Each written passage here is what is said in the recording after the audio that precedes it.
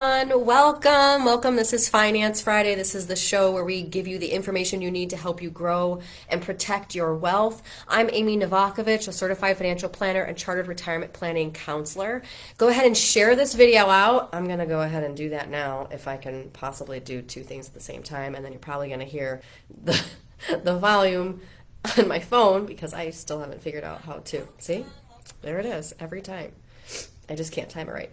Anyway, today we are talking about inflation and what it means for you, and I actually have three things that you can do right now because of inflation. But I want to go back to last week really quick. Again, I'm going to share this out right now. Share as me.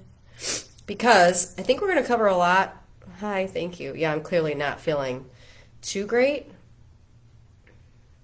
And I can't figure out how to share this, but I'm clearly not feeling too great, but hopefully that doesn't annoy you too god awful bad because I am trying my best with my New Year's resolution. So for those of you that are failing on your New Year's resolutions, you're doing great. I just think, there we go, I shared it. I just think that we have to keep going. You have to try your best. And I almost didn't do it today, but I thought, well, this is important because the inflation report came out yesterday. So we will talk about those three things that you need to do right now because of inflation. But last week, we talked about some of the changes for 2023 with retirement plans and the contributions. One of the things that was just changed December 22nd that I actually wasn't privy to yet. These things come across my desk sometimes a little late because we do tax planning, but I am not an accountant. So I got this information and I wanted to share it with you. So the age that you are required to take that minimum distribution from your IRAs, if you weren't aware, it was age 72. That if you had a traditional IRA or a 403B or a 401k, that money has never been taxed, right? Because you get a tax deduction. So when you retire, the IRS says, hey, we want our tax money. So at age 72, they make you take out a portion of that money every year to pay taxes on it. It's called the minimum distribution or the required minimum distribution. This year, it was bumped up to age 73. So even if this doesn't apply to you, if it might apply to your brothers, sisters, parents, grandparents, whoever, just make sure they know because it really wasn't announced too officially. So if you have somebody that turned 72 this year, they now can wait until next year when they turn 73. Everybody else is grandfathered in. You have to keep taking it if you are already taking it. So hopefully that answers some of your questions. If you have comments, please comment. Again, when you share this out, if people have questions, you don't have to put it in the comments. You can always reach out to us directly at info@novawealthmanagement.com. Okay, so hopefully that cleared up anything about last week. Now, inflation. So there's three things that I need you to be considering right now. If you don't know what inflation is, really quickly, very basic, it's just the rise in costs. So 50 years ago, you could buy a house for, let's say, 20 grand. Now we pay 500 grand. That's inflation. That's the rise in prices. So clearly this year we have all felt a little bit of a rise in the grocery prices and even at the pump, energy prices, and just in clothes, in everything we buy. We've seen a rise in prices, right? I just heard there's an ibuprofen shortage, something like this crazy. And I went online to order on Amazon and it's $17 for a little bottle of children's ibuprofen. It's insane. So this is inflation. So we need to make adjustments because we can't just keep going about our everyday life when the entire landscape of how you spend money has changed, right? So even at restaurants, what used to be a $50 meal might now be 60 or 70. So things are changing all around you. So you must adjust. The number one thing I do want you to look at is adjusting your savings plan. So if you, and I did cover this a little bit last week because the limits have went up because of inflation. But let's say you were saving just a regular amount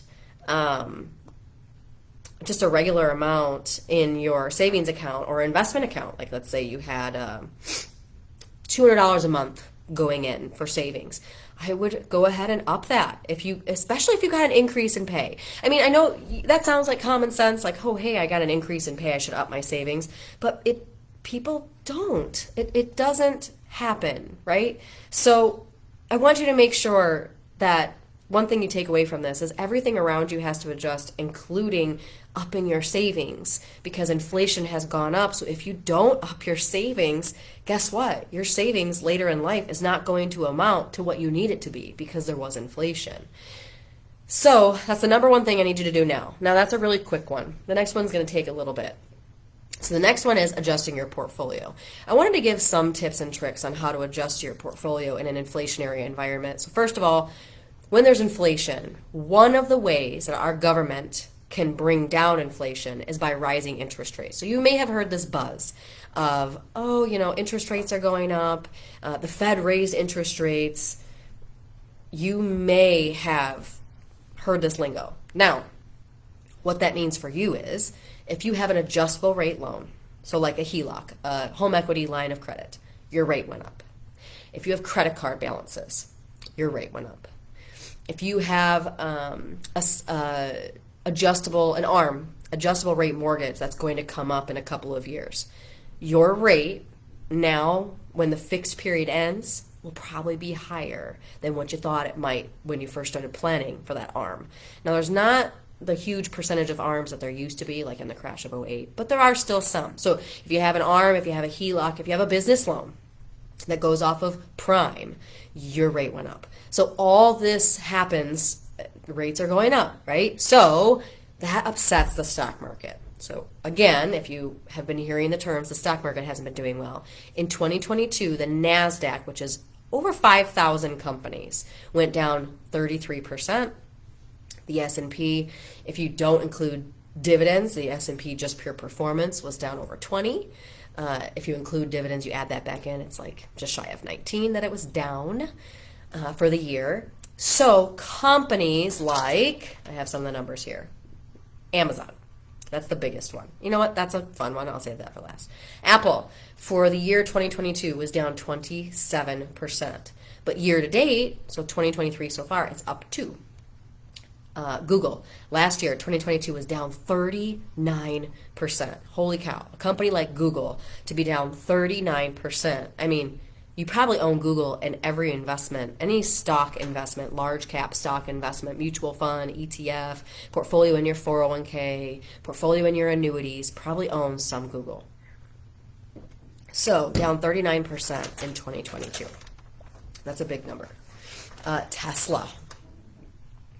I would love to put a little poll out there and see if anybody knows what Tesla was down in 2022. 65%. So 65% Tesla was down in 2022. And year to date, it's really not up that much. It's up only 1% year to date.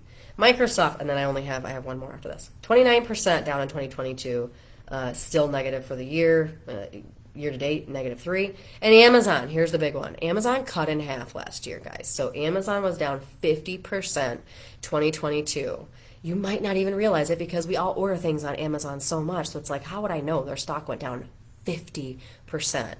That's a big deal. So why am I telling you this? Okay. In inflationary environments, they're going to raise interest rates. When interest rates goes up, it affects different companies that borrow money or that their cash flow depends a lot on interest rates, or they're overseas a lot, so it depends on currency movements. So they're going to be affected, right? So if you're aggressive, again, these aren't recommendations. I don't know who's going to see this video, and I don't know where you are in your stage of life. So if you want specific advice, you have to reach out to us. Again, info@Nova Wealth Management. But for the bulk of people that I'll just say are aggressive, all I'm saying is, again, I'm not saying run out and buy these, but just look at them. Maybe they'll fit in your portfolio. Maybe a fund that has their top 5 positions, includes the Apple and the Amazons and the Googles of the world, the Microsofts of the world. So you can look at the holdings if you just Google whatever fund you're looking at, what it holds within the fund. And so you can be buying these companies right now to adjust your portfolio, because in inflationary environments, you're going to want your portfolio to keep up with inflation. And once the Fed stops raising interest rates all the time, the market's going to like that and the market's going to bounce, and you want a piece of that. So if you stay in things like gold, Now, gold typically is where people run to in inflation. You probably joined this thinking, oh, she's going to say buy gold. No. So gold in 2022 was actually down 1%. So people are no longer flocking to gold when the market is down, and B, when there's inflation. It's just not happening with these younger generations becoming adults. They're not going to gold. They're not buying physical gold. They're not storing gold. They're not trading gold. So that is not a place where I would necessarily put your funds. Again, depending on your situation. But gold was down 1% last year. Energy did really well last year. So if you have some energy, it might be time to take some gains and rebalance into something that is more down. We want to buy low and sell high, remember. So we want to make sure we're being active on our portfolios to take advantage of the inflationary environment. So tech, a good ETF, I'm not endorsing this company. This is just a big normal ETF that follows the NASDAQ, is QQQ. That was down 33% like the NASDAQ was last year. It's up 3% year to date. So this is an example of a fund that if you wanted to own companies like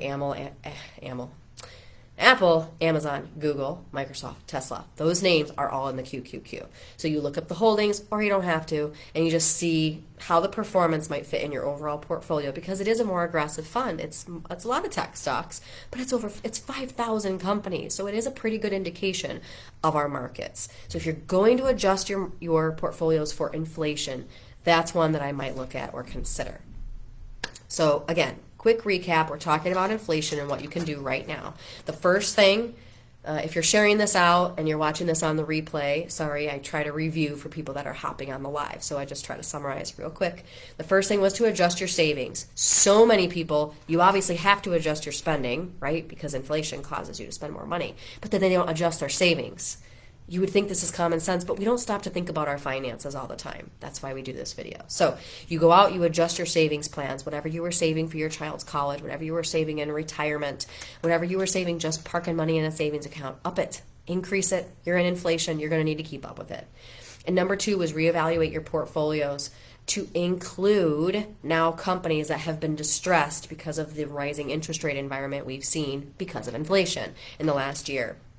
So you want to adjust your portfolios to maybe look more at some names that have been beat up, like the names that I mentioned. I won't repeat it again.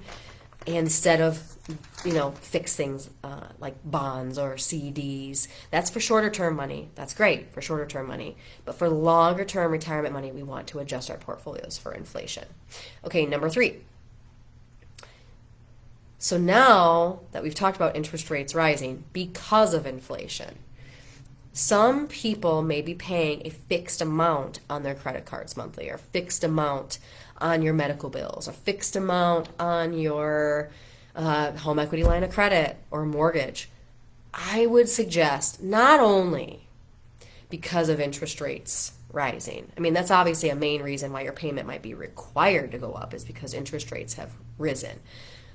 But honestly, I would suggest just increasing your debt payments to pay them off a little bit more right now, only because sometimes when we're in inflationary environments, it can put us into a recession and things can change in your life. So I would highly suggest that in an inflationary environment where, again, costs are rising, that you would take the time to evaluate your debt payments and increase your monthly payments that you're paying towards things. Because if you don't, here's the big thing about inflation. It'll eat up your money so fast you won't even know where it went. Have you ever stopped yourself and said, gosh, I really wish I knew where that money went. I just don't know where our money goes. I don't know where we're spending it. Well, in inflation, it's worse. So that's why I would take a step back. It's very important that you do this because you can't get time back. So if you do this now, you will forever thank yourself. You will never regret it, that you just took one night, an hour, to look at your debt payments and see if you can increase them a little much, because you're just spending more at the grocery store, you're spending more on travel, you're spending more at restaurants because of inflation. That is just going to eat up and waste money. That just makes money, poof, evaporate, gone.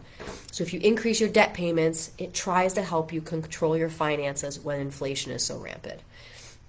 That would be just a tip of mine, but I really, really highly recommend it. So again, I hope this was helpful. This is only 14 minutes. I hope that you can share this out, that you can like this video, that you can like our page, because we try to give quick information and tips so that you can make the best decisions for your financial situation. But again, adjust your savings, adjust your portfolios, adjust your debt payments, because it matters. It matters, it matters, it matters. It will be very rare that we see these levels on Amazon again, in history. If you go back in history on the chart, it'll be rare. So these are opportunities that you just won't get back if you don't take the time to actually do it. All right, guys, thank you so much for joining. Again, sorry about the stuffy voice, but hopefully it was okay. And we'll see you next week. Thank you.